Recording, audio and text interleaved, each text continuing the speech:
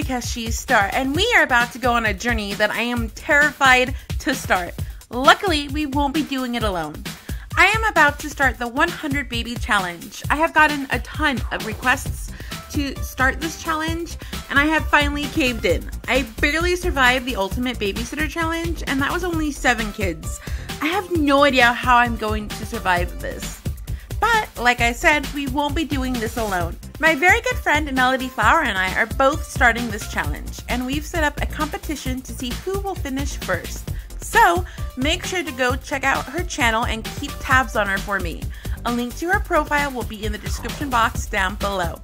If you don't know how I start new Let's Plays, let me tell you really fast. This is an intro video, which means there will be no gameplay. This video will be me showing you the sim, the lot we will be using, and me going over the rules. At the end of this video, there will be a link to episode 1, and the link will also be in the description box. Alright, enough of me stalling. Let's run into the storm head on. Let me introduce you to the sim. Kelly Hawkins was born Kelly Richards. Kelly was a happy child. She always had a smile and a giggle. Her biological parents, Mark and Suzette Richards, were hard-working middle-class Sims. They didn't have a lot, but what they did have always went to Kelly. Mark and Suzette had trouble having children. Kelly was their miracle, and told her often. They loved Kelly with everything they were. One day, Mark surprised his family with a beach day. The family packed their towels, a picnic basket, and a few toys for Kelly. The family spent the whole day at the beach, playing in the sea, making sandcastles, and roasting hot dogs. But then it started to rain. The family piled back into the under-maintenance car, and the happy day had a tragic end. Kelly could blame the rain, or the cat that jumped in the middle of the road, or even herself. Her parents bought her shoes instead of replacing the brakes. But Kelly has learned anger and resentment does no good. Kelly woke up with 2 loving parents and a nice house, and went to bed with no parents in a group home. With no living relatives to speak of, Kelly was placed in the foster care system. She bounced from one family to another to another. Even though Kelly was mistreated and abused, she always kept her head high and spirits up. However, as time went by, Kelly's smile started to fade and her giggles turned to chuckles. Her last foster family was the worst. Her foster father beat her and Kelly ended up in the hospital.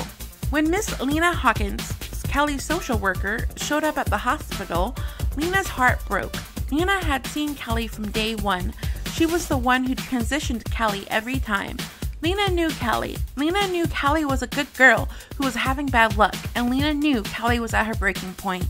One more bad house, and Kelly would no longer be the same. Kelly would turn cruel. Lena walked over to Kelly, kneeled in front of her, and said, "You are not a mistake. You are a precious miracle. You are loved."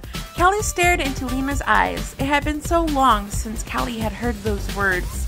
Kelly let her walls down and went into Lena's trusting arms crying.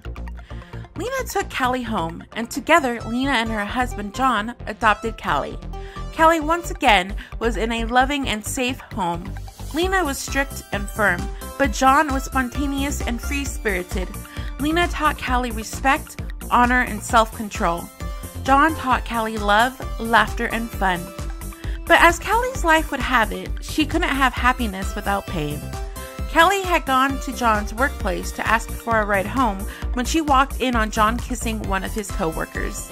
Kelly ran home crying and decided men couldn't be trusted. Kelly told Lena, and the Hawkins marriage was over. Kelly stayed with Lena, and their relationship became strong. They did everything together. It was just them against the world. Nothing could break them apart. Except for one thing. A few months after Kelly turned 18, Lena became ill. Kelly became Lena's nurse and tended to her every day for over 6 months. On Lena's deathbed, she made Kelly promise to be good, kind, and loving, to not live in anger, bitterness, or resentment, and to forgive others and always pay it forward. Lena's last words to Kelly were, "Help others like I helped you, Kelly, like you helped me.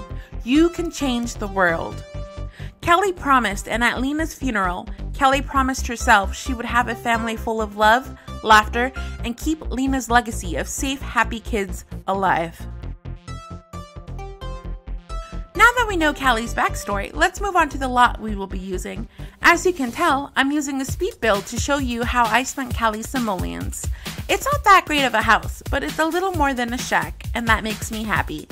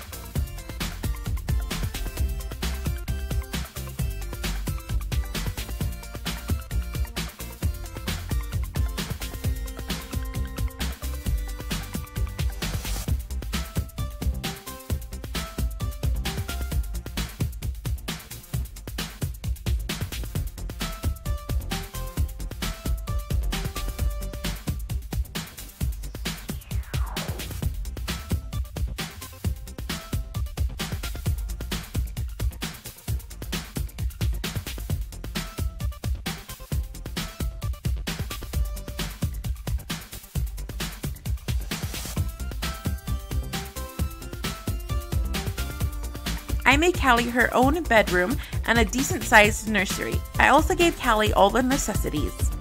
I think I want Callie to be a farmer, so I bought Callie a chicken coop and a bee box. I also placed a pond on Callie's lot, so when she can't leave home, at least she'll still be able to make money. Some might find this cheating, but I made up my own rules, and in my rules, this is acceptable. Speaking of rules, let's go over those really fast. I'm just going to gloss over the main points really fast. If you'd like to read the full rules I'll be following, you can do so on my Tumblr. Link will be in the description box. Rule number 1. Founder may leave home lot whenever desired, however, is not allowed to hire a babysitter to watch children. Sim must take children with them or wait for a Sim to be old enough to watch the smaller Sims. Rule number 2. Founder or heir is not allowed to have a job. Number 3. Infants may be aged up immediately if desired. Number 4. Each lifespan has certain tasks to be completed. Once tasks are completed, Sim may be aged up. However, if tasks are not completed, you must wait for the game to age up Sim. Number 5. Toddler tasks are to teach Sim in lifespan to walk, talk, and use the potty.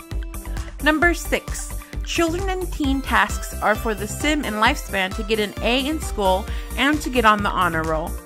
Number 7. Teens are allowed to get a part-time job to help out financially. Number 8. Cannot use apples or watermelon to determine the gender of a baby. Number 9. Cannot choose any traits for any Sim except for the founder. All traits must be randomized. Number 10. The last girl born from the founder will continue the challenge and become the heir. Number 11. The last girl born from the current heir will continue the challenge and become the new heir. Number 12. The founder and or heir may get married. However, once married, the founder/heir cannot become impregnated by any other Sim. Number 13. Allowed to get impregnated by the same Sim twice, except for husband, you may get impregnated 3 times. Number 14. Can use lifetime reward points. such as fertility treatment. There you go. Like I said, these are some of the rules. If you'd like to read my full list of rules, you can go to becausesheStar.tumblr.com and read them there. I have mixed feelings about this challenge, but I can't wait to start. If you'd like to start this journey with me, make sure to subscribe to my channel and become a Firefly, so that way you'll be notified every time I make a video. Thank you so much for watching. Hope to see you in the comments in episode 1. I hope you're having a grand, glorious day. Be fierce, Fireflies. Love you. Bye.